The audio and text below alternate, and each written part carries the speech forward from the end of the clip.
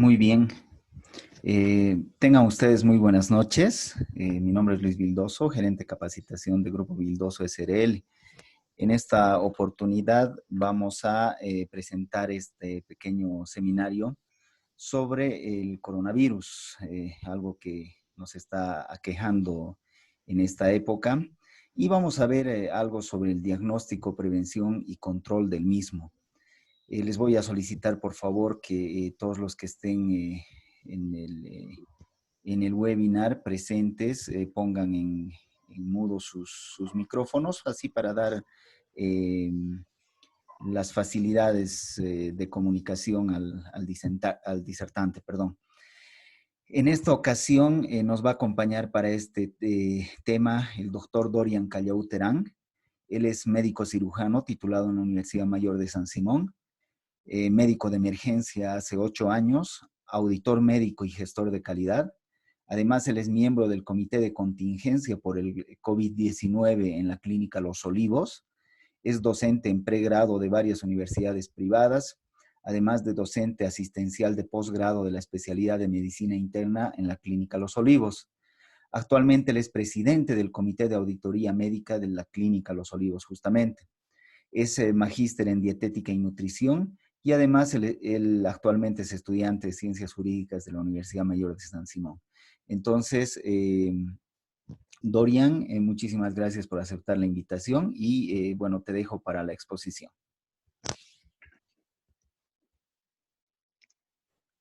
Gracias, Luis. Gracias por la invitación. Agradecido por confiar en mí.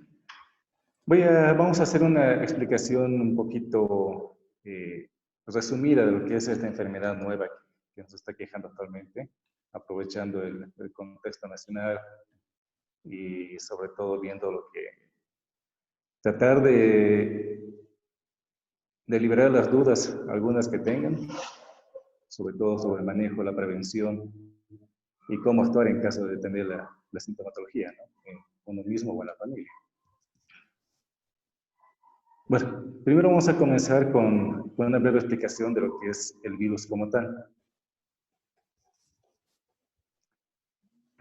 El virus pertenece a una familia grande, a la familia de los coronavirus, que son un tipo de virus que están compuestos por una cadena de RNA simple, envueltas por una capa de lípidos, sobre todo lípidos y algunas proteínas.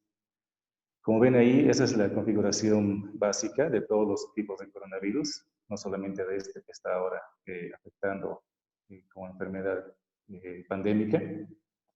El nombre viene de la estructura que tiene, ¿no? De la forma que tiene. Si ven, es como una esfera y alrededor tiene las proteínas que le dan la forma de una corona. Y ahí viene el nombre del coronavirus.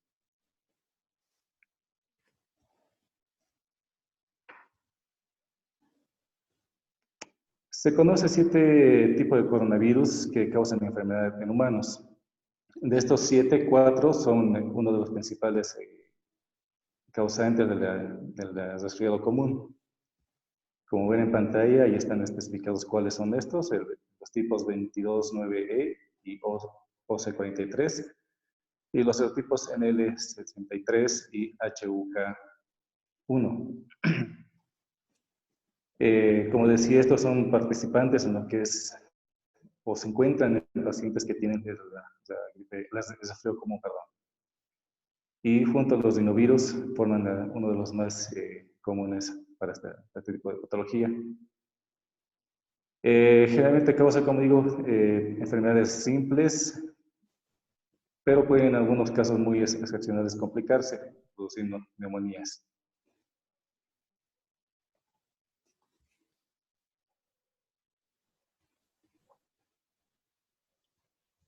Como decimos ustedes, de estos 7 tipos de coronavirus se han identificado últimamente en los últimos 18, 20 años 3 tipos nuevos que han causado enfermedades severas. En el año del 2002, el coronavirus SARS-CoV que causó el síndrome respiratorio agudo grave, de ahí viene el nombre de SARS. El año 2012, un brote del síndrome respiratorio de Oriente Medio. Y este último, a finales de 2019, identificado más bien en enero de este año, creo que los primeros brotes estuvieron a finales de 2019, de ahí viene la nominación 19, que tuvo su primer brote en Wuhan, China. Se dice que estos coronavirus, principalmente los que causan patología grave, provienen de animales infectados y que pueden pasar la infección o la patogenia hacia el ser humano.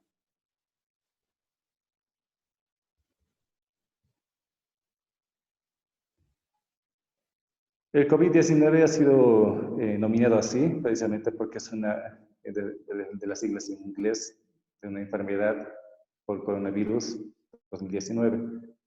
Es una enfermedad respiratoria aguda que a veces puede ser grave en la menor proporción de casos y es causado, como decía anteriormente, por el coronavirus SARS-CoV-2. Su presencia fue informada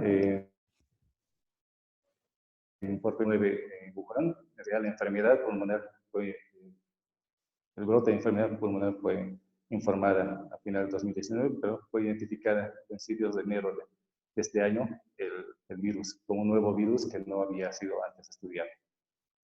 De ahí, de este pueblo, Wuhan, China, fue expandiéndose a todo China y después al resto del mundo.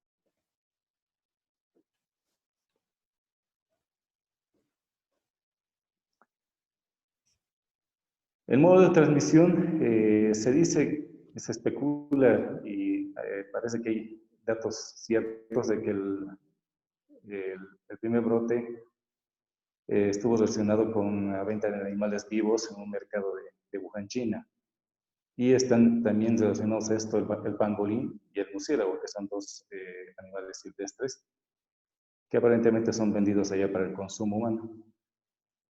Se sugiere que inicialmente había este virus causaba, si no enfermedad, por lo menos eran los animales portadores, pero en un momento, mediante el contacto con el ser humano, pasaron el virus al ser humano y comenzó el brote de la enfermedad. De ahí comenzó el brote o el contagio de persona a persona. Este contagio se produce principalmente a través de las gotas de saliva, mediante el estornudo o la tos, que puede ser también de dos tipos: contacto directo con las gotas de saliva hacia los ojos o las mucosas de la persona, o hacia los objetos, las famosas fómites, que se llaman a los objetos que pueden ser contaminados por estas gotas de saliva y que después pueden estar en contacto con las manos de otras personas y de ahí transformarlas en los que son los portadores vivos pasivos, que no tienen ni infección ni la enfermedad.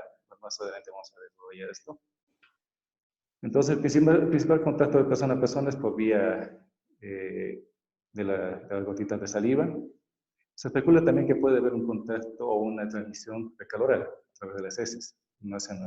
Recientemente se están haciendo estudios donde se detecta en las heces de los pacientes infectados o con la enfermedad el virus, y ahí también se hacen las pruebas diagnósticas.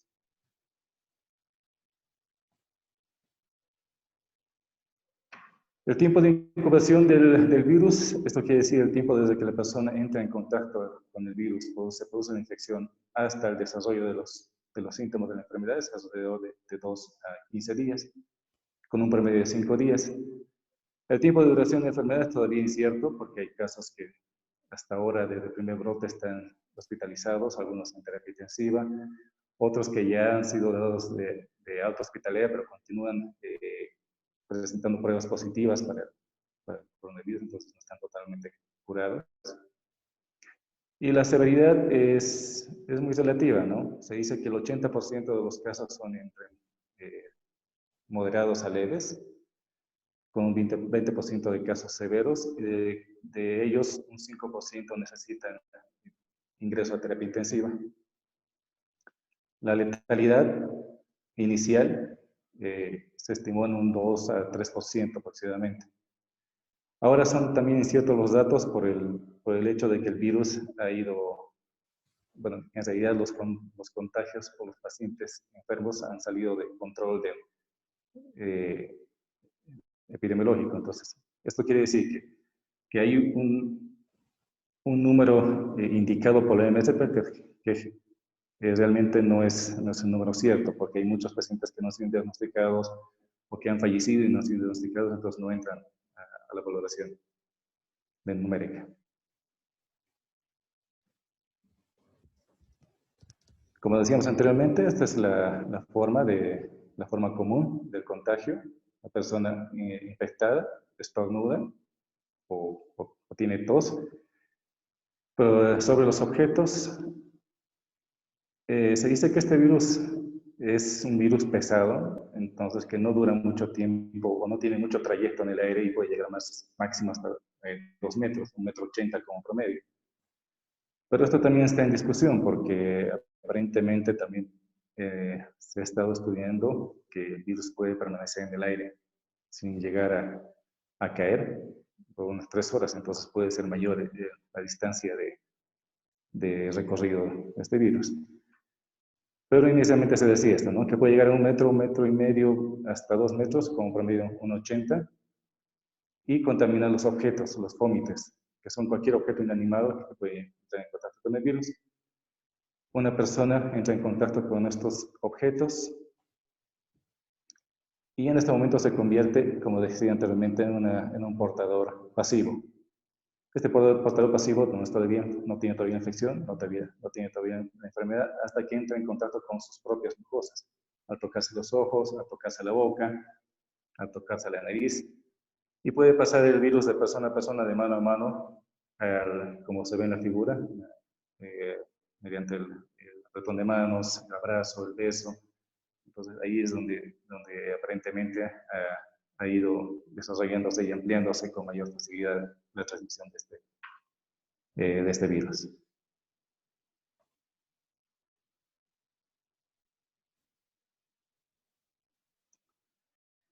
Los signos y síntomas para sospechar de la enfermedad, generalmente la gran mayoría son para personas que no desarrollan síntomas o que si los desarrollan son síntomas leves, como dolor de garganta, malestar general, pero comúnmente también pueden desarrollar otros síntomas. Dentro de los más comunes, la fiebre, tos, disnea, malestar general. Y los signos se refieren a lo que se puede encontrar ya en una exploración más minuciosa. En el examen hematológico se puede encontrar la linfopenia y en los exámenes imagenológicos, imágenes compatibles con neumonía, ¿no?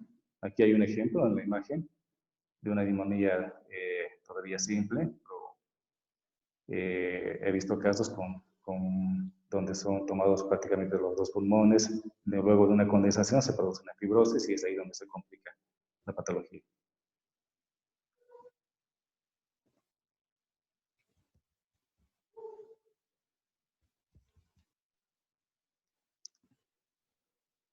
Para hacer el diagnóstico de pesquisa, la OMS ha ido desarrollando la definición de lo que son los casos. Esto ha ido evolucionando no solamente con el tiempo, sino con las regiones, con las fases de la enfermedad y con el tipo de evolución de la transmisión. Pero como estándar se maneja esta definición, ¿no? La definición del caso sospechoso, que dice que es de toda persona con enfermedad respiratoria aguda, que puede presentar fiebre y algún otro, y al menos uno de los signos o síntomas de enfermedad respiratoria, como tos, dificultad respiratoria, y sin otra etiología que explique completamente la presentación clínica. Y adicionalmente un historial de viaje o residencia en un país o área, territorio que haya tenido la infección, la transmisión local de la enfermedad durante los últimos 14 días. Como decíamos anteriormente, el tiempo periodo de incubación del virus es de 2 a 15 días, entonces se toma este tiempo también como base para la definición. Otro aspecto para considerar el caso sospechoso es una persona con alguna enfermedad respiratoria aguda que durante 14 días antes del inicio de la enfermedad tuvo contacto con un caso confirmado o probable de infección por COVID. o trabajó o asistió a un centro de atención médica donde donde existían pacientes confirmados o probables afectados por COVID. Y como último, persona con infección respiratoria aguda grave, sin otra patología que explique completamente la presentación clínica y que haya requerido hospitalización. Como dije, fue evolucionando la definición, sobre todo con este último punto, por la transmisión comunitaria, donde ya se perdió completamente la pista de los pacientes, de los contactos primarios, entonces no se sabe si hubo o no ese aspecto epidemiológico, ¿no? Del estar en contacto con un paciente positivo o el viajado en un lugar donde esté activa la transmisión local del virus.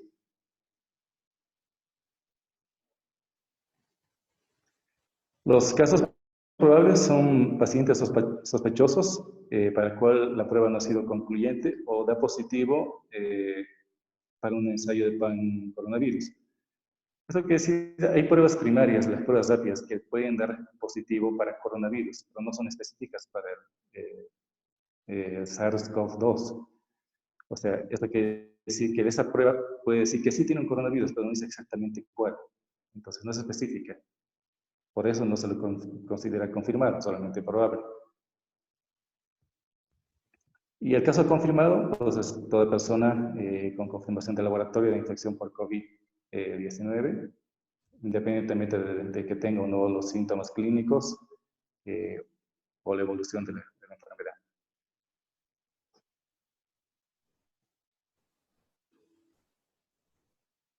La prueba laboratorial se la realiza, bueno, acá en Bolivia y en Cochabamba estamos usando dos tipos de pruebas.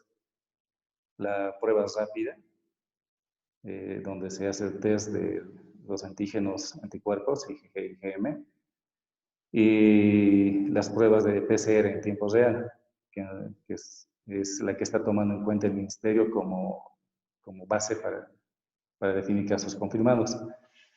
Es ahí donde hay un poco de choque con el sistema privado y también con el público, ¿no? Porque casos que tienen sintomatología y dan negativos a esta prueba no son considerados como tales, como positivos por el ministerio. En algunos casos, incluso a pesar de tener la prueba rápida positiva. En este cuadro, en esta gráfica, se ven los tiempos en los que se puede hacer los tipos de pruebas, ¿no? Que más adelante voy a desarrollar un poquito.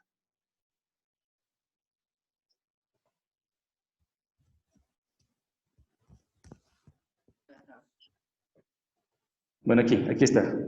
Es sobre el diagnóstico microbiológico que les decía. Es importante conocer el tiempo de evolución y en qué etapa de la enfermedad o de comienzo de síntomas se puede hacer cada tipo de prueba. La prueba PCR, que es la reacción en cadena de la polimerasa, se puede negativizar a partir del octavo día. Entonces, estos 7 días antes son los claves para realizar esta prueba. Esta es la que se realiza con el famoso hisopado nasofaríngeo. ¿Ya? Y ahí es donde les decía que desde este periodo de los 7 a 8 días donde tienen que negativizarse del hisopado nasofaríngeo, se puede hacer la prueba en muestras de esputo o de heces fecales, pero que por ahora, por lo menos en Cochabamba, no se está haciendo, ningún laboratorio está haciendo este tipo de pruebas. A partir del séptimo día se hacen o tendrían mayor validez las pruebas rápidas, como decía anteriormente, y es ahí donde chocamos con cierto tipo de cerradez por el ministerio, ¿no? Porque del séptimo día en adelante, las pruebas de IgM, las pruebas de antígeno anticuerpos son las que más valor tienen.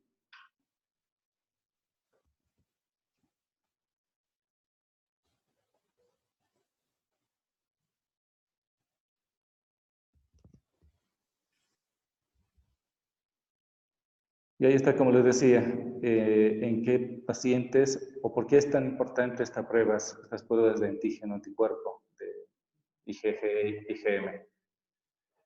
Porque pacientes, luego de los 7 días de presentar los síntomas, las pruebas de PCR ya les salían negativas. Entonces, esta prueba del antígeno anticuerpo nos ayudaría a tener un diagnóstico o considerar casos sospechosos.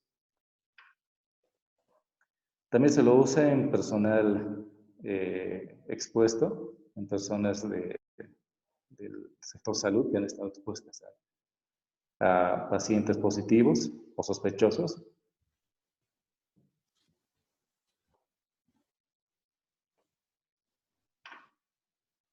Bueno, en esta diapositiva y en la siguiente hay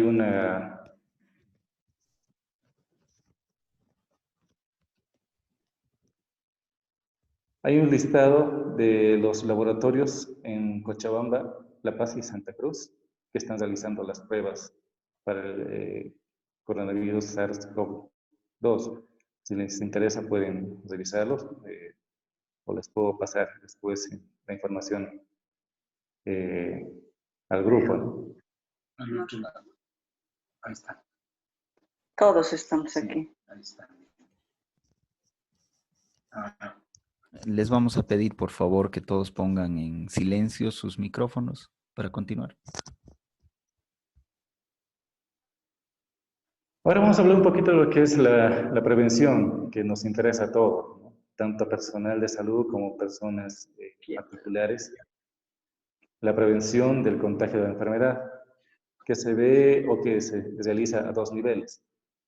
A nivel público, a nivel de las personas comunes, mediante las medidas de salud pública que el mismo gobierno ha ido implementando. Lo más importante es el lavado de manos con agua y jabón. La desinfección de superficies, por lo que decíamos anteriormente, de desinfectar los fómites. El distanciamiento social, lo que se hace actualmente mediante la cuarentena. Y el uso de la máscara facial, barbijo, sobre todo en escenarios de exposición. Esto es controvertido porque hay muchas personas dentro del ámbito científico que dicen que no es necesario, que solamente es necesario infectadas o personas enfermas, pero que últimamente está tomando mayor sentido el uso porque, por lo que les decía también, que aparentemente el virus permanece más tiempo en el aire. Y el segundo nivel de protección es en el sistema de salud, o sea, la persona de salud que se ha expuesto, o sea, la persona de salud que se expone a las tomas de muestras y a la atención de los pacientes, ¿no? Mediante el uso del equipo personal de protección.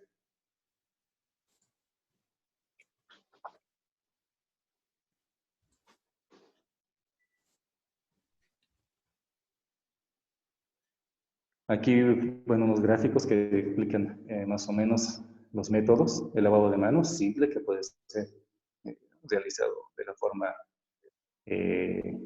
bueno, vulgar, digamos así, cualquier persona en la casa con agua, jabón. Y la técnica para personas de salud, ¿no? que está graficada a la izquierda, donde se siguen todos los pasos de un correcto lavado de manos. Y bueno, y el más importante en lo que es las acciones de salud pública actual, el aislamiento social, la cuarentena, quedarse en casa.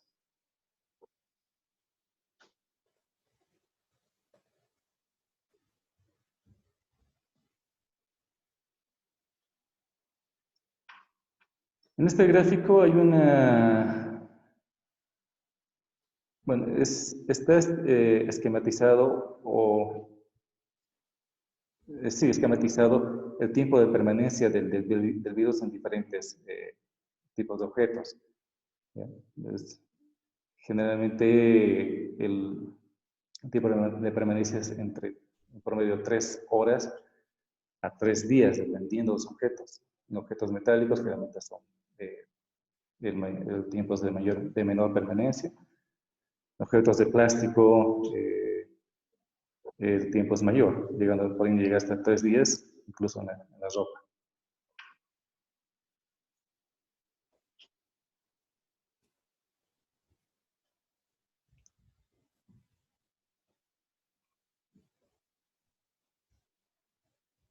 Bueno, esto está referido a lo que es el uso del barbijo. Bueno, vemos por las calles a todos usando barbijos. Y la OMS en un principio dijo que esto no era necesario, que solamente era indicado el uso del barbijo para personas enfermas, para evitar que propaguen el virus a través de las gotitas de, de saliva, ¿no? Pero sabemos también que no todos los enfermos andan con barbijo en la calle, porque no todos saben que están enfermos con este virus. Entonces es ahí donde entra en discusión de si es o no correcto el usar barbijo, el que todo el mundo use barbijo. Y tenemos dos tipos de barbijos, de protectores faciales, digamos así. Los barbijos comunes, los quirúrgicos, los que vemos generalmente en las calles, que son utilizados, que pueden ser utilizados para evitar que la persona contagiada elimine, o no elimine, sino disperse el virus. Y para personas que estén también en contacto directo, pero no más allá o sea, hasta 2 metros del paciente. Y están los otros barbijos que son un poquito más complejos, los N95, por ejemplo, que tienen filtros y además que evitan el paso de estructuras o de moléculas más grandes, o más pequeñas, perdón, que se usa sobre todo en personal de salud que está en contacto más estrecho con pacientes, los que van a realizar la intubación en pacientes críticos, los que van a hacer la toma de muestras en pacientes sospechosos, porque el acercamiento es más, es mayor que en este tipo de personas.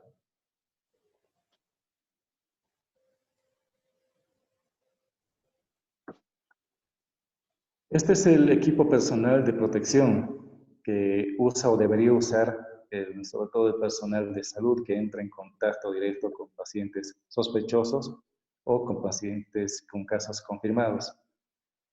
Ahí están explicados o desglosados los componentes y en sentido general, en el lado izquierdo es el que más se utiliza porque es el que está más, o es el que hay más, que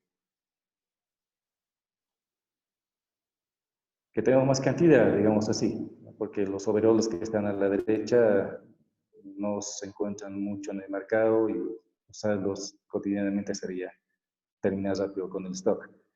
Del lado izquierdo, el equipo de protección personal está compuesto por una bata impermeable a líquidos, las botas para evitar tener contacto con zapatos al virus en el piso, los guantes que generalmente se usan en cantidad de 2 para hacer la inspección o el acercamiento al paciente, el protector facial o barbijo, que también se puede, como dije anteriormente, que pueden ser 2 tipos, el simple o quirúrgico y el que tiene filtros.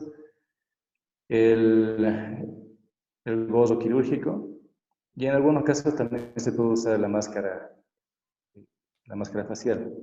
Esto sobre todo cuando se entra en contacto con personas que tienen mucha tos, expelen mucha cantidad de fluidos salivales, ¿no?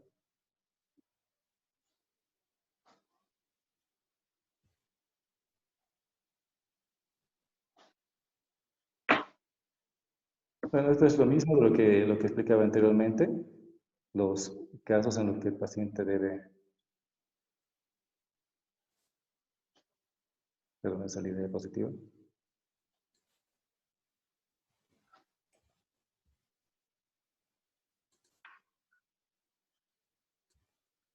Ahí está explicado los casos en los que el personal de salud debe usar uno u otro tipo de barbijo, sobre todo, y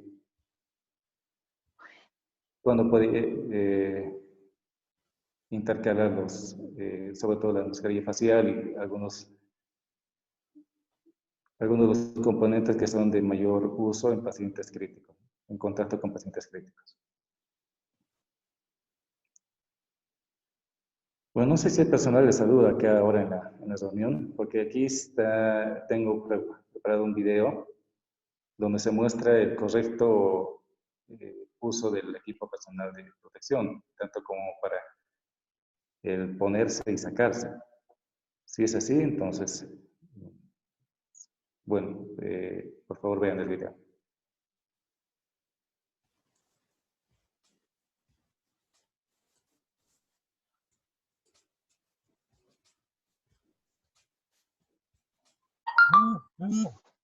Este video es una guía del Instituto Nacional de Enfermedades Respiratorias para la colocación y retiro del equipo de protección personal para todo el personal de salud que está en contacto con pacientes con COVID en áreas críticas. Estos protocolos son una adaptación de las guías de la CDC, las recomendaciones de la OMS y otros protocolos utilizados en zonas de desastre, adaptados al contexto mexicano tanto por sus recursos materiales como sus recursos humanos. Esperamos que este video pueda ser utilizado por otros centros hospitalarios que también atenderán a pacientes con COVID en estado crítico y que tienen áreas aisladas destinadas a la atención de los pacientes con un mismo personal a través de diversas áreas de trabajo.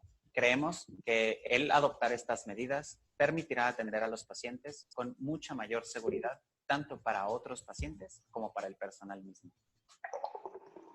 Para iniciar la colocación del equipo de protección personal, hay que recordar que habrá un área de colocación específica dividida en dos zonas, área limpia y área sucia. La colocación del equipo de protección personal deberá realizarse en el área limpia. Un observador le supervisará durante todo el proceso, en todo momento. Usted utilizará un listado de instrucciones, comandos verbales y verificación visual para asegurar la adecuada realización de cada uno de los pasos. Espere a recibir y entender las instrucciones completas antes de realizarlas. Puede preguntar dudas al observador en todo momento. Todos los pasos deberá usted realizarlos despacio para evitar accidentes. El primer paso, y uno de los más importantes, es dejar fuera del área de colocación del equipo de protección personal todos sus artículos personales como collares, aretes, pulseras, relojes, celulares y plumas. Verifique que el equipo de protección personal esté completo y en buen estado antes de iniciar la colocación. Usted requerirá 2 pares de guantes desechables no estériles y de la talla apropiada para usted, una bata desechable de material impermeable, aunque no esté estéril, una mascarilla N95, gafas cerradas, gorro quirúrgico desechable, botas desechables impermeables que cubran sus zapatos por completo. A continuación, el observador leerá la secuencia de pasos de colocación del equipo de protección personal en voz alta y verificará la adecuada realización de los pasos. Realice higiene de manos con solución de alcohol con clorhexidina por 20 a 30 segundos. Colóquese los guantes internos, de preferencia de un color diferente a los guantes externos para que puedan ser visibles a través de ellos. Colóquese las botas desechables de forma que cubran la totalidad de la superficie externa de sus zapatos. Colóquese la bata desechable, impermeable y no estéril. Es muy importante que la bata sea del tamaño adecuado para usted y que no debe recorrerse para dejar piel descubierta al estirar los brazos. Asimismo, debe de ser lo suficientemente amplia como para cubrir su espalda. En caso de que su bata tenga un sujetador de dedos, le recomendamos que no lo utilice y lo introduzca por debajo del puño de la bata. Recuerde que al sujetar el nudo, este debe de quedar a un costado de usted. El observador podrá apoyarlo durante este paso a fin de que no quede espacio alguno sin cobertura en su espalda. Colóquese la mascarilla N95 de forma que tanto la nariz como la boca queden cubiertas. Ajuste la tira metálica sobre el puente de la nariz con ambas manos. La tira superior de la mascarilla debe quedar a nivel de la coronilla. La tira inferior debe de quedar a nivel de la nuca por debajo del nivel de inserción de las orejas. Bajo ningún motivo se deben de entrecruzar las tiras. Tras colocarse la mascarilla N95, es muy importante que realice una prueba de sellado de la misma. Realice un par de inhalaciones profundas, verificando que el centro de la mascarilla se colapse con cada inhalación y que no existan fugas importantes alrededor de la misma. Póngase las gafas que ajusten de forma perfecta y no interfieran con la visión ni con el adecuado sellado de la mascarilla N95. Colóquese el gorro quirúrgico, de preferencia cubriendo ambas orejas. Póngase los guantes externos, asegurándose que cubran los puños de la bata y sin quedar piel expuesta.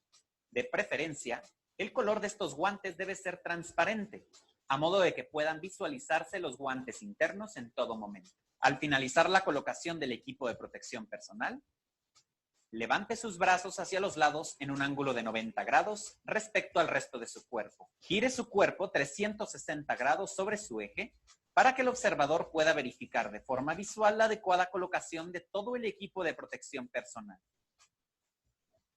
Es muy importante que evite realizar ajustes al equipo de protección personal mientras se encuentra en el área de atención del paciente. Si durante la atención de los pacientes los guantes externos se ensucian de forma visible, límpialos con toallas desinfectantes y posteriormente realice higiene de manos sobre los guantes externos. Posteriormente, retire los guantes externos. Realice higiene de manos sobre los guantes internos con alcohol clorhexidina y colóquese otros guantes externos. Deberá de cambiar de guantes externos y realizar higiene de manos con alcohol clorhexidina sobre los guantes internos en cada uno de los 5 momentos para el lavado de manos recomendados por la Organización Mundial de la Salud. Si durante la atención del paciente su equipo de protección personal sufre un desperfecto, deje en ese momento de realizar la actividad que estaba haciendo. Si se tratase de una actividad vital para el paciente, pida a algún compañero que supla sus funciones. Es importante también que notifique al supervisor del área para recibir instrucciones. Para el retiro del equipo de protección personal, es muy importante que usted considere que sus labores han terminado y que esta función debe realizarla con conciencia y despacio. Acuda al área de colocación y retiro del equipo de protección personal y colóquese en el área sucia, donde realizará usted todo el proceso de retiro del equipo de protección personal, a excepción del retiro de los guantes internos. Un observador le supervisará durante el proceso y en todo momento. Utilizará un listado de instrucciones, comandos verbales y verificación visual para asegurar la adecuada realización de cada uno de los pasos. Recuerde que las áreas más contaminadas de su equipo de protección personal son la cara externa de los guantes, la cara anterior de la bata y las mangas, la cara anterior de las gafas y la parte externa de la mascarilla N95. Espere a recibir y entender las instrucciones completas antes de realizarlas. Puede preguntar dudas a su observador en todo momento. Le reiteramos que todos los pasos deberá realizarlos despacio a fin de evitar accidentes. El observador leerá la secuencia de retiro del equipo de protección personal en voz alta y verificará la secuencia de realización de los pasos. Primero desinfectará los guantes externos con solución de alcohol con clorhexidina por 20 a 30 segundos. Retirará los guantes externos de forma lenta y suave para evitar contaminar o rasgar los guantes internos utilizando la técnica del pico. Inspeccionará ambos lados de los guantes internos buscando rupturas o signos de contaminación. En caso de encontrar algún defecto en los guantes, avise al supervisor del área. Desinfecte los guantes internos con solución de alcohol con clorhexidina por 20 a 30 segundos. Libere el nudo de su bata y retire la bata lentamente tirando del centro de la misma. Es muy importante cuidar de no remover los guantes internos durante este proceso. Envuelva la bata de forma que la parte interna quede hacia afuera y al finalizar deséchela en el recipiente correspondiente. Desinfecte los guantes internos con solución de alcohol con clorhexidina por 20 a 30 segundos. Retire el gorro, inclinando su cabeza hacia adelante y tomándolo con ambas manos por la parte posterior y cuidando de que la cara externa del mismo no toque su cara. Desinfecta los guantes internos con solución de alcohol con clorhexidina por 20 a 30 segundos. Retira las gafas cuidadosamente, tomándolas por la parte de las tiras que se encuentran en la parte posterior de la cabeza, mientras inclina la cabeza hacia adelante. Coloque las gafas en el recipiente con solución clorada, evitando provocar salpicaduras. Desinfecte nuevamente sus guantes internos. Retire la mascarilla N95 inclinando la cabeza hacia adelante y tomando inicialmente la tira inferior por la parte de atrás y pasándola por encima de su cabeza. Posteriormente, tome la tira superior por la parte posterior y pásela por encima de su cabeza hasta retirar por completo la mascarilla N95. Asegúrese que durante todo este proceso, la parte externa de la mascarilla no toque nada. Desinfecte los guantes internos con solución de alcohol con clorhexidina por 20 a 30 segundos. Colóquese en la silla o banco y retire las botas desechables cuidando de solo pisar sobre la zona limpia una vez que la bota desechable haya sido retirada. Desinfecte los guantes internos con solución de alcohol con clorhexidina nuevamente por 20 a 30 segundos. retire sus guantes internos cuidando de no tocar la parte externa de los mismos utilizando la técnica del pico.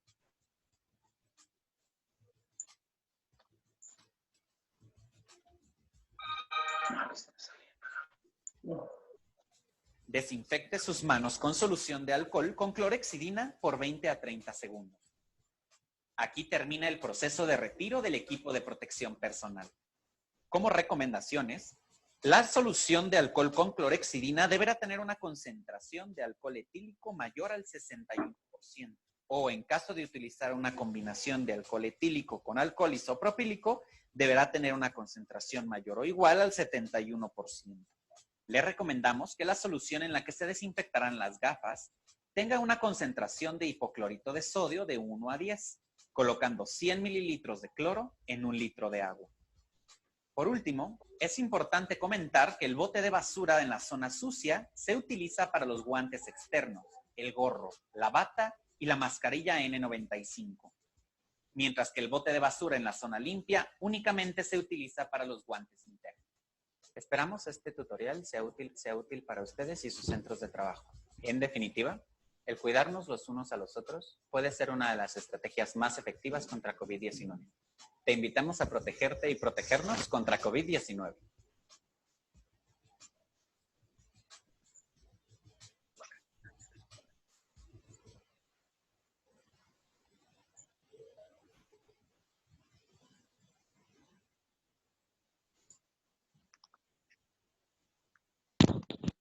Bueno, ahora vamos a entrar a hablar un poquito de lo que es el control y qué se está haciendo actualmente.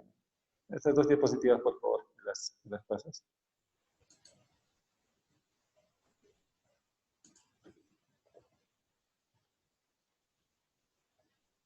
¿Qué se está haciendo actualmente en Bolivia para controlar o para pesquisar los casos positivos, sospechosos y además de hacer un correcto direccionamiento de estos, ¿no? Se tienen por medidas de control y prevención mediante lo que estamos ahora viviendo, lo que es la cuarentena, el aislamiento social. Lo que se hizo al principio de la cuarentena también, el cierre de fronteras para evitar el ingreso de nuevos casos del exterior y evitar un nuevo brote de casos importados. Y la información que se está realizando también por medio a través de los medios de comunicación y redes sociales. En cuanto a la pesquisa e identificación de casos sospechosos, mediante el sistema público se está realizando lo que es la pesquisa domiciliaria. Bueno, se están utilizando varios métodos, después les voy a explicar un poco cuáles son estos. Cuando se identifica algún caso sospechoso, se hace el control domiciliario, sobre todo en casos leves o sintomáticos. Y lo que está estipulado es hacer la hospitalización en centros de referencia en casos que tengan patologías de gravedad moderada y alta. Pero esto es lo que no está funcionando muy bien, por lo cual ha habido muchos problemas que seguramente se han enterado, no solo aquí en La Paz y en otros lugares, donde los centros de referencia no están funcionando al 100% o simplemente no están funcionando. Y también este control que se hace domiciliario no se está haciendo de la manera adecuada.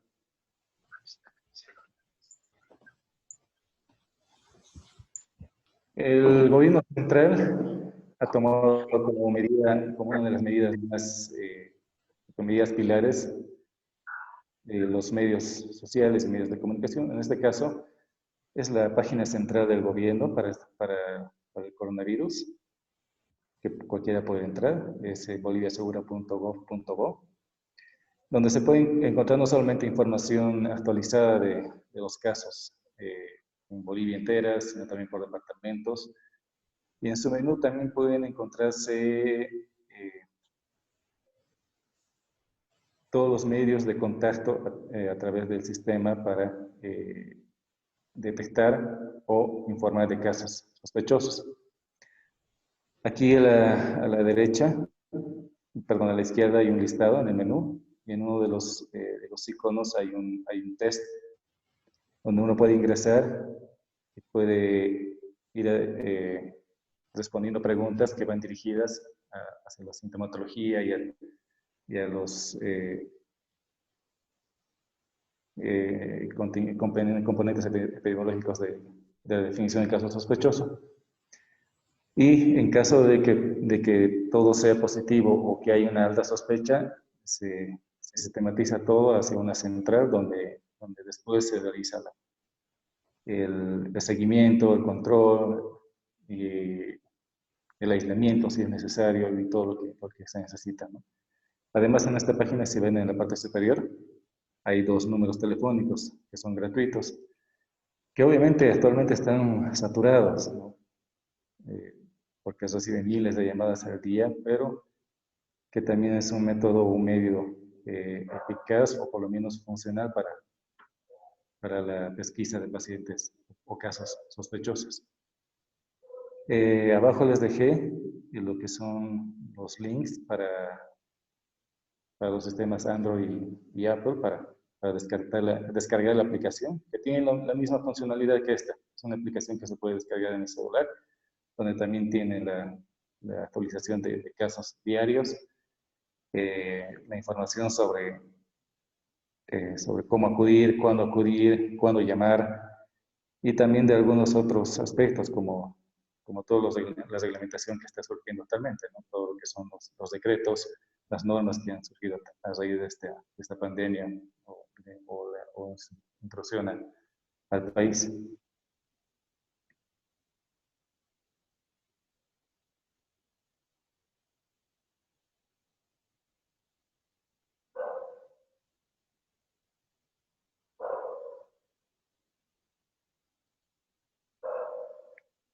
¿Y cuáles son los conflictos que se han identificado en este sistema de control? Bueno, este es un conflicto que no solamente se presenta acá, se presenta en todo el mundo, pero en en otros sitios es por otras causas. Aquí es por, sobre todo, escasos recursos en todo aspecto, recursos humanos, eh, los recursos en la parte operativa, y que llevan a un aparente subdiagnóstico. Eso quiere decir que probablemente, y estimo yo y estimo muchas personas, los casos que están siendo o que han sido informados son mucho menores a los que realmente existen. Y pocas pruebas hechas, porque también hay una cerradez de parte del Ministerio a no hacer más amplia la toma de muestras, o sea, no ampliar hacia más personas o hacia más casos la realización de pruebas, realizándola solamente a casos sospechosos que tienen sí o sí los criterios que antes definimos en la definición de caso. Bueno, esto también espero y supongo que va a ir cambiando porque también el panorama está cambiando. La enfermedad está entrando en una fase de transmisión comunitaria. Esto quiere decir que ya se va a perder por completo el seguimiento de dónde viene un contagio, el caso primario, y por lo tanto va a tener que hacerse la prueba a todo paciente que tenga sintomatología, vaya, sea o no acompañada del componente epidemiológico, ¿no? Otra causa otro conflicto que se genera o que se ha generado es sobre todo el miedo y la presión social.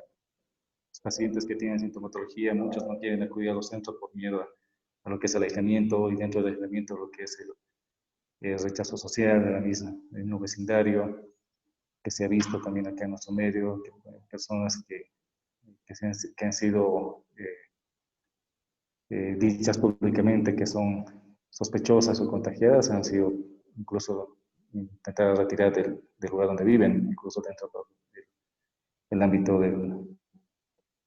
del sistema de salud, de los profesionales en salud, ¿no? La desobediencia de la comunidad, que vemos todos los días, el no acatamiento de la cuarentena.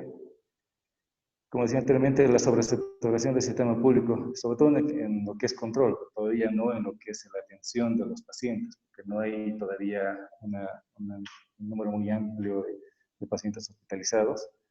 Pero sí hay un gran número de personas que llaman a estos centros de atención.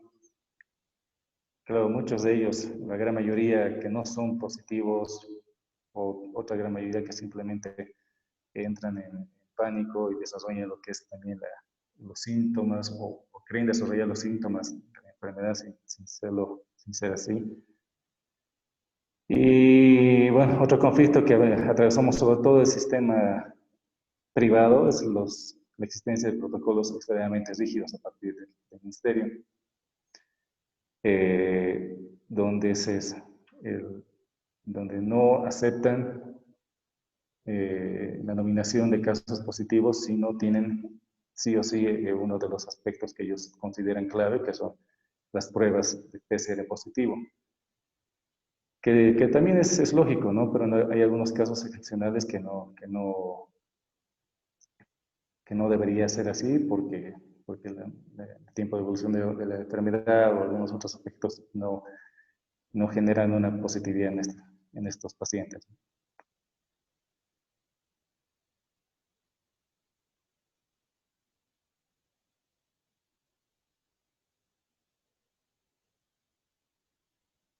Bueno, eso es a grandes rasgos, un resumen de lo que es la enfermedad del coronavirus, algo de lo que es el diagnóstico, un poco de lo que es la prevención y cómo debe realizarse, y lo que se está haciendo en cuanto a control, tanto en la parte pública como en la parte privada. Pero un aspecto que me olvidaba, les mostraba esta página del sistema público, pero también el sistema privado ha tomado sus medidas justamente respondiendo a estas dificultades que se ha ido llevando en el sistema público, ¿no? De sobresaturación, de los manejos inadecuados. Entonces, varias clínicas privadas tienen también dentro de sus sistemas de comunicaciones, en las páginas de internet, sistemas telefónicos también, modos de contactar o que la gente se contacte con ellos y hacer un seguimiento. En el caso mío, donde yo trabajo en la clínica de Los Olivos, hay un personal, hay un grupo establecido que hace el control domiciliario, que hace el control clínico y el control hospitalario. Entonces, como este, hay otros casos también en varias clínicas privadas de la ciudad y seguramente en el interior también. Entonces, si en un momento necesitan de este tipo de apoyo, no se limiten al sistema público, como digo, está muy saturado, pueden buscar en internet mucha información y también usar de este tipo de servicio. Bueno, muchísimas gracias, Dorian. Ahora vamos a dar paso a los participantes del webinar. Creo que la información que tenemos sobre el COVID-19 la encontramos todos los días en el Internet y sobre todo en las redes sociales, ¿no? Lamentablemente hay información que no es cierta, que se van publicando en las redes sociales y lo que se hace generalmente es copiar esa misma información en los grupos de WhatsApp, por ejemplo, alarmando a la población, desinformando a la población, poniendo en pánico además. Entonces yo creo que ahora es el momento de poder hacer las preguntas respectivas aquí a un especialista, ¿no? Entonces les voy a dejar la palabra a los que deseen hacer alguna consulta, por favor.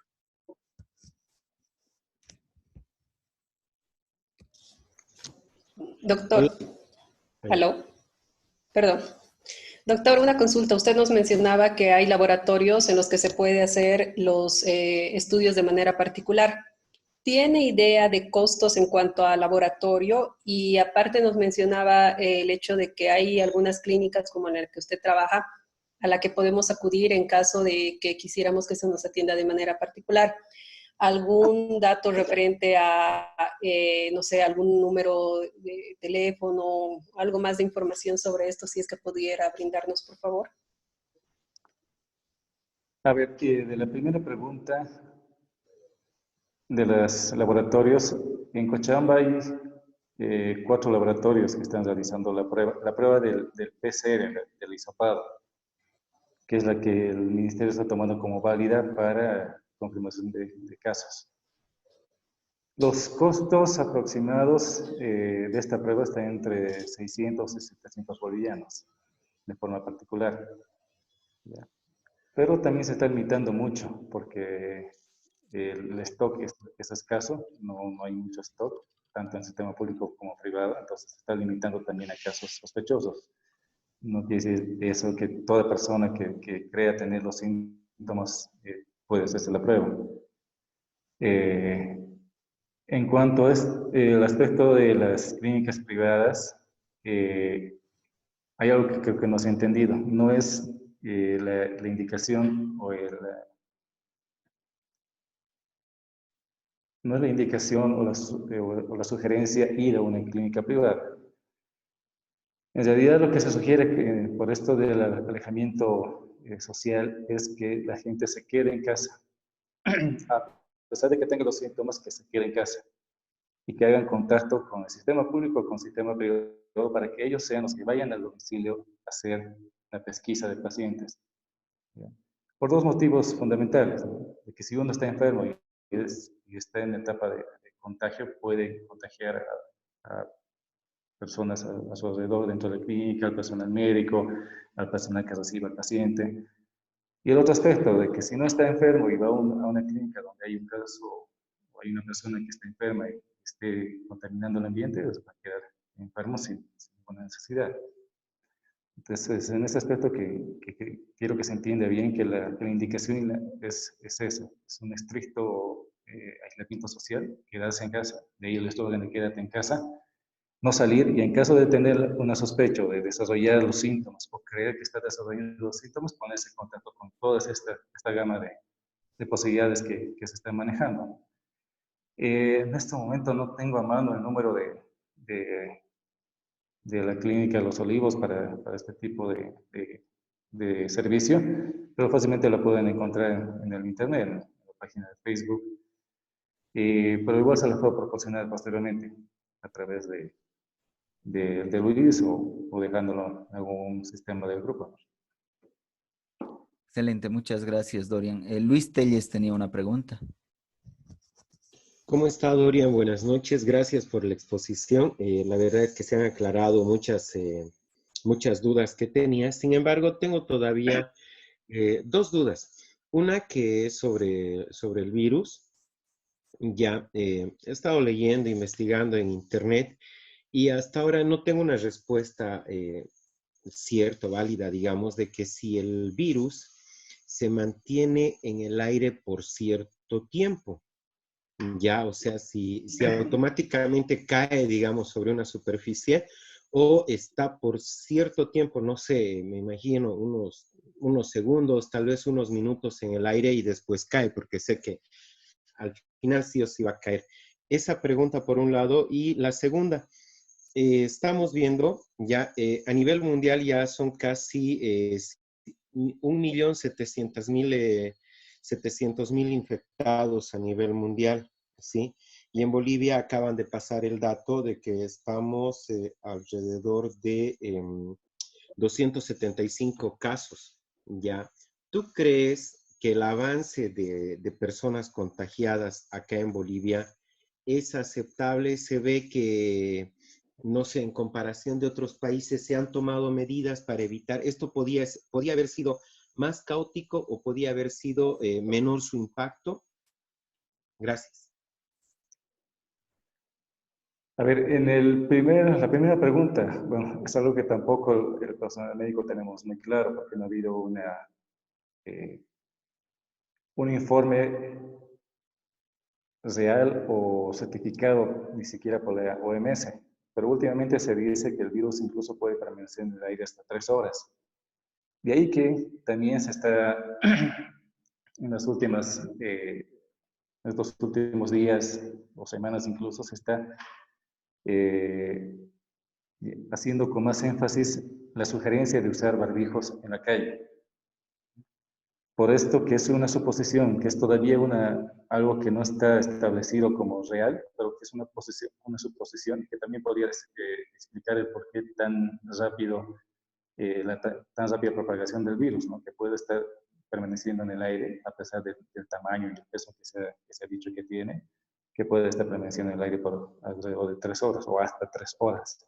Pero como digo, todavía no es algo certificado, no es algo que la Organización Mundial de la Salud haya dicho como cierto, pero en este tipo de situaciones es mejor hacer de más que de menos. Entonces, personalmente y varios colegas también estamos ya viendo la necesidad del uso del barbijo. No en todo momento, ¿no? Pero sí en caso de exposición a grupos grandes, sobre todo cuando uno sale en los días de permiso al mercado o cuando va a estar en contacto con varias personas, ¿no? Y la segunda pregunta. Como dije anteriormente, hay una alta probabilidad también de un subdiagnóstico en Bolivia. O sea, que no sea el número real, que sean simplemente los casos a los que se hayan hecho las pruebas, pero se hayan escapado muchos casos, sobre todo en periferia, en provincia, en municipios donde no hay un adecuado control, donde además hay como decía antes, una desobediencia civil, una desobediencia de la población. Entonces no sabemos exactamente si son números reales, si hay o no personas contaminadas, contagiadas, enfermas que están todavía transmitiendo el virus en otros lugares, ¿no? Como decía al principio, el virus, no todas las personas desarrollan la enfermedad y no todas las personas son diagnosticadas. Entonces es muy difícil saber si son números reales o no.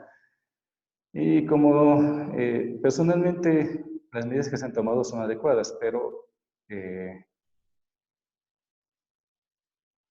esto depende no tanto ya del gobierno, sino de la misma gente, de la misma población, ¿no?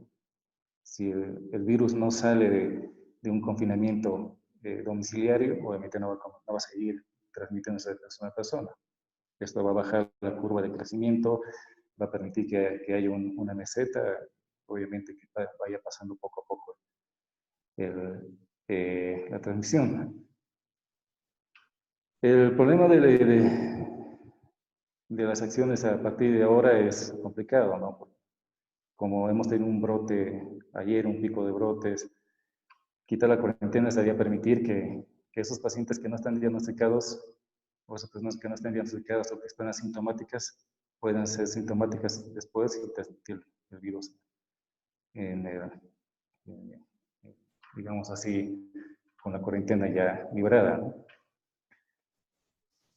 Y otro aspecto es el liberar las fronteras, ¿no? Que sabemos que alrededor de Bolivia hay países que están con mayores casos que nosotros, están ya en una fase 4 de transmisión comunitaria, donde ya incluso no pueden hacer un control mismo de estos casos o no pueden hacer un diagnóstico cierto numérico de sus casos. Entonces, quitar la cuarentena en este momento y abrir fronteras sería lapidario, ¿no? para nuestro sistema. Muy bien, tenemos dos personas más que quieren preguntar. Con Paola Valdés primero vamos, por favor. Paola. Muy amable, muchas gracias, buenas noches. Primero agradecer al Grupo Bildoso y al doctor también por su acción. Muchas gracias, es un tema que está en boga y bueno, lo estamos viviendo todos los días. Mi pregunta, doctor, en caso de retomarse las actividades laborales, que se retire parcialmente, por ejemplo, la cuarentena, no sabemos cuánto tiempo más va a durar una cuarentena total, y que empieza a retirarse la cuarentena parcialmente, ¿qué medidas de bioseguridad se deberían tomar mínimamente en las empresas? Muchas gracias. A ver, como decíamos anteriormente, ¿no? Las medidas básicas de salud pública, el lavado de manos frecuente, el uso de los medios de protección para evitar el contacto con las gotitas de saliva, como son los barbijos, la desinfección continua de de los objetos inertes, de las fómitas. Tal vez políticas privadas para hacer diagnósticos o hacer pesquisas temporales dentro del personal de las empresas, o sea, realizar pruebas, realizar un esfuerzo económico para comprar pruebas, hacer pruebas al personal rutinariamente, cada semana o cada cierto tiempo para también identificar casos. Y sobre todo eso, ¿no? Desinfección de ambientes y objetos, porque como dije, como se sabe, el virus se transmite principalmente a través del contacto con objetos contaminados. Entonces es ahí donde tiene que atacarse y tomarse las medidas más prioritarias. Excelente. A Miguel Heredia, por favor, le damos paso.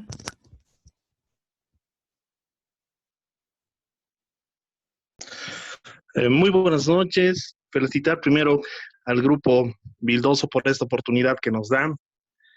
Doctor, muy buenas noches. Quisiera hacerle algunas preguntas. La primera es, ¿a qué se llaman pacientes asintomáticos?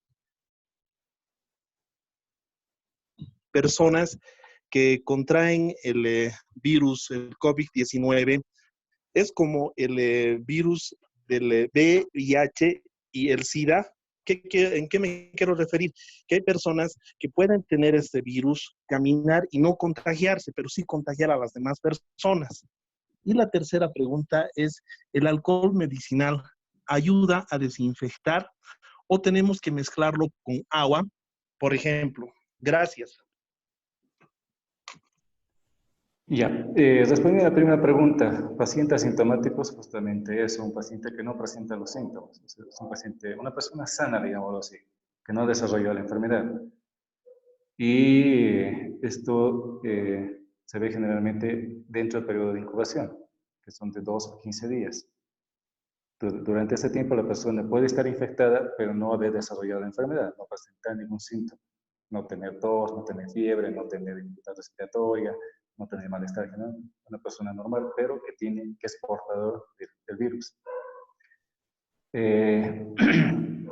La otra pregunta, la segunda pregunta, no se me fue la pregunta. ¿Me puedes repetir, por favor? Hay algunas personas, como el VIH y el SIDA, hay personas que pueden tener el COVID sin enfermarse, pero ir contagiando a las demás, porque una cosa es el VIH, los portadores, y otra cosa es las personas que ya están contagiadas, que tienen SIDA. ¿Hay más o menos lo mismo con el COVID-19? No, son dos situaciones muy diferentes en todo aspecto. Uno, que el medio de contagio del COVID es por vía aérea, por vía de la saliva, de las gotitas de saliva. No se contagia por vía sanguínea, como el VIH. Portadores de VIH pueden estar décadas incluso siendo asintomáticos, sin desarrollar la enfermedad. La enfermedad es síndrome de inmunodeficiencia adquirida, es el SIDA. Entonces pueden estar todo este tiempo asintomáticos, que son más de 10 años, que no es lo mismo que el periodo de incubación, ¿no? Que son periodos de latencia. El periodo de incubación de VIH también es un poquito más largo que el COVID, pero no es tan significativo como estos 10 años. Entonces, el riesgo de contagio por COVID obviamente es mayor que el riesgo de contagio por VIH. Bueno, en realidad no sé, el COVID es la enfermedad, el virus es el SARS-CoV-2. La transmisión de este virus, el SARS-CoV-2, es persona a persona por vía aérea. Sabemos que la VIH es por vía de contacto con la sangre o a través de relaciones sexuales, la vía sexual. Una persona con VIH, tenga o no tenga los síntomas, no va a contagiar a una persona simplemente por contacto. Tampoco por el contacto con la saliva, no hay esa posibilidad. Y viceversa, una persona con enfermedad COVID-19 no va a contagiar a otra persona por contacto con la sangre. Simplemente por el contacto con las gotitas que expele a través del estornudo, de la tos o al mismo durante el habla, ¿no? Cuando uno habla. Y esto del alcohol medicinal, en realidad ese es el alcohol que se sugiere utilizar, ¿no? No hay que diluirlo. El que sí se tiene que diluir es el alcohol comercial, el que se usa para hacer bebidas alcohólicas. Ese sí hay que diluir porque tiene mucha concentración alcohólica, alrededor de 80-90%. Se tiene que diluir un poco para evitar también que sea muy corrosivo, ¿no? Pero el alcohol medicinal es el que se sugiere utilizar para desinfección. Excelente. Todavía tenemos preguntas. Damos paso a Ruth García primero, por favor. Buenas noches, agradecer al Grupo Bildoso por haber permitido que el doctor nos presente tan brillante exposición. Doctor, consulto, ¿cuál es la razón lógica por la cual la atención de los establecimientos privados discrepan con el protocolo del Ministerio en la realización de la prueba rápida, donde la determina como una prueba válida o inválida frente al PCR, doctor? A ver, no es tanto una discrepancia de si usar o no una u otra prueba, sino es cuándo utilizarla y en función de la evolución de la misma enfermedad, cuándo considerar válida una o la otra. Como decía anteriormente, las primeras etapas, los primeros 7 días de la enfermedad, las pruebas rápidas son prácticamente inútiles porque no desarrollan positividad. En esta etapa sí se puede usar las pruebas de PCR, el hisopado, pero estas pruebas también se hacen negativas después de 7 a 8 días. Ahí está donde está la discrepancia, porque hay pacientes que llegan con cuadros de evolución de 10 días, 12 días, 15 días. Entonces, en estos pacientes, hacerles las pruebas de hisopado, de PCR, que en ese momento pueden estar negativas, y generalmente nos salen como negativas, nos genera eso, ¿no? De estar haciendo falsos negativos, de estar no diagnosticando a personas que pueden estar cursando una enfermedad, pero por el tiempo de evolución de la misma no se está haciendo un buen diagnóstico por el mal uso de la prueba. Estas pruebas rápidas se positivizan a partir de 7 días hasta el final de la enfermedad y son más específicas o tienen mayor valor mientras más está transcurrida la enfermedad, incluso llegando a ser el 100% de efectivas al día 25 o 30 de cuadro clínico. Es ahí donde hay la discrepancia, de que el Ministerio, en realidad la misma Organización de la Salud no quiere reconocer como estos criterios, ¿no? de que puede haber una negatividad en un paciente que esté con la enfermedad, pero que por el tiempo de diagnóstico o de pesquisa no nos permite hacer una buena definición de caso. Excelente. A Brian Camacho le damos, por favor. ¿Una sola idea? Una sola. La otra no. Se va a agarrar, quería preguntarles de la IgM, pero no. Ruth puede seguir también si desea. Estaba con el micrófono abierto. Puede continuar una consulta más si desea. Y luego le damos paso a Brian.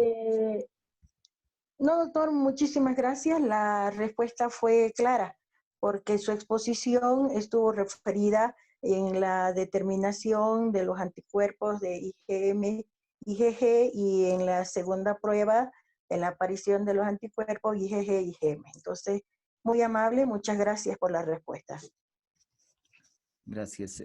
Ahora sí damos paso a Brian Camacho.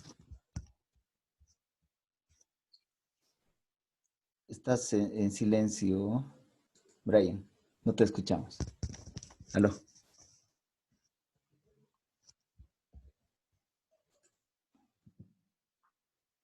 Hola.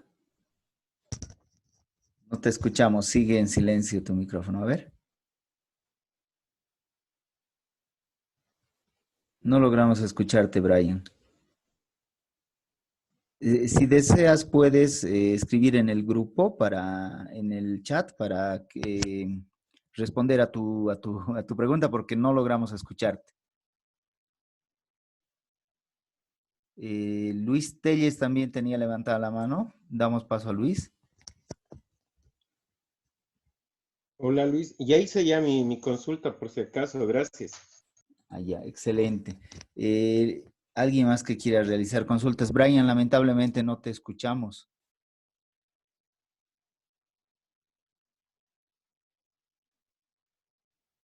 No logramos escucharte, Brian. De todas maneras, puedes realizarnos la consulta, como te digo, en el chat y te podemos responder.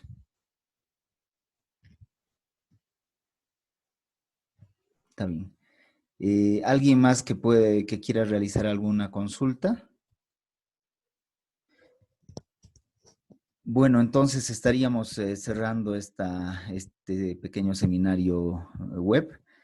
Queremos agradecer una vez más al doctor Dorian Callaú por la gentileza que ha tenido de poder darnos su explicación o su exposición. También queremos agradecer a la Cámara de Comercio de Oruro, a la CAINCO Potosí y Chuquisaca, que nos están auspiciando siempre todos los cursos que tenemos. Y en esta ocasión también a Laboratorios Bagó, que se ha constituido un auspiciante de este webinar. Por nuestra parte, queremos invitarles ya a los nuevos cursos que vamos a tener también la próxima semana, sobre no solamente materias actuales, o temas actuales, sino también algunos otros temas que les pueden interesar. Estén atentos a nuestra página. Dorian, una vez más, muchísimas gracias por la gentileza. No, bueno, agradecido a ti y al grupo Bildoso por la invitación. Espero haber resuelto las dudas de los participantes. Bueno, por esto estar aquí y en cualquier otra oportunidad. Muchísimas gracias. Y a todos les agradecemos por su atención, por su tiempo. Muchísimas gracias. Un abrazo.